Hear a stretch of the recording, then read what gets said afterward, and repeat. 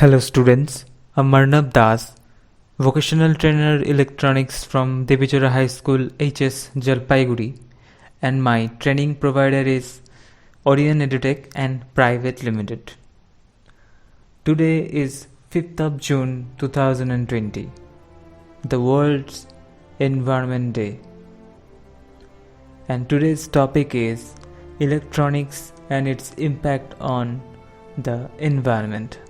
So let's start. Earth, our Earth.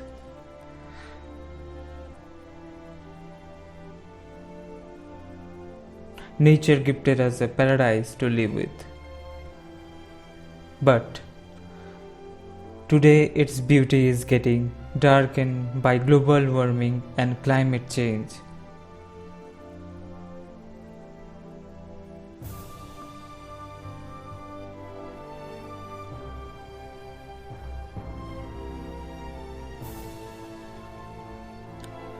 Who is responsible?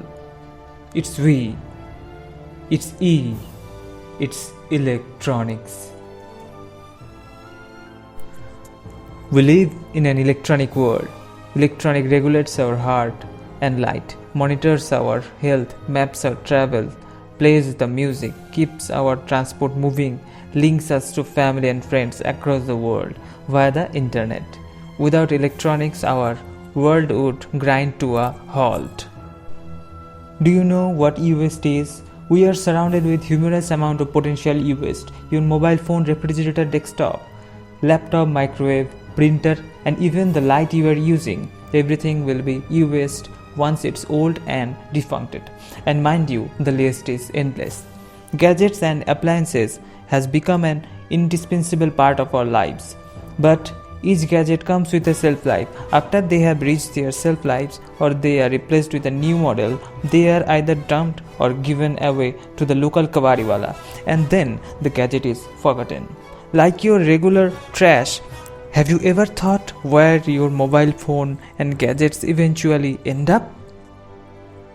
Billions of people are using a lot of electronic devices, therefore it is natural that a lot of e-waste arises.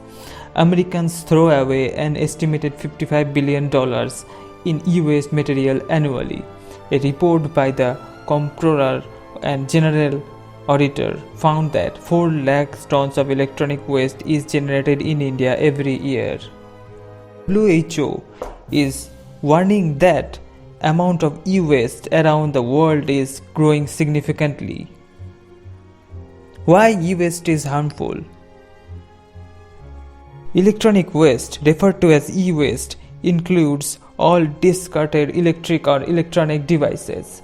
The danger produced by e-waste may come from direct contact with harmful materials and heavy metals such as lead, cadmium, and chromium, from inhalation of toxic fumes, and from the leaching of toxic materials and their accumulation in the soil, water, and food.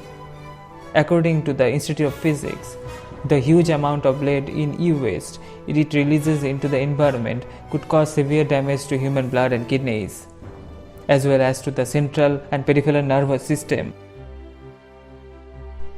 Even some current recycling activities can pose a risk of injury. To date, there has been some recycle of valuable elements contained in e-waste, such as copper and gold. However, these are often extracted using fairly primitive methods, such as burning cables to remove the plastic and extract the copper. These methods are exposed to workers who are often children to toxic fumes. According to the WHO, several organizations have highlighted the need of intervention of the field of e-waste. A lot of organizations target children as they are the most vulnerable to harm for exposure to e-waste. As children are still growing, harmful substances can affect their development to a greater extent. What can you do to help combat e-waste? By simply applying reuse, refurbish, recover, and recycle.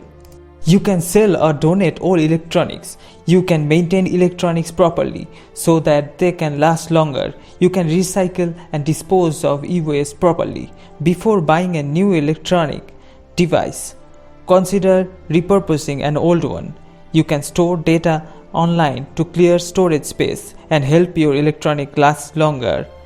You can buy Energy Star rated devices. There is good reasons to follow these few simple rules. By recycling 1 billion cell phone, more than 35,000 pounds of copper, 33 pounds of palladium, and 772 pounds of silicon, and 72 pounds of gold can be recovered. That material is not only worth money, but recovery will also help to reduce the amount of mining necessary. E-waste is caused by whole idea of pushing consumers to buy products quickly by making older ones obsolete, and it is causing havoc on our planet. It's a complicated issue that requires a complex solution. One such solution would be to require electronic sellers to provide buybacks, a return system for used equipment. Export limits could also be introduced, where the quantity export has to be equal to the recycled or reused. There are plenty of solutions that can be conceived if we just put our hearts into it, and for the sake of our environment, we should. We have to keep in mind electronics is the future, your future. But we have to save the earth. We have to make it green. It's time for the nature.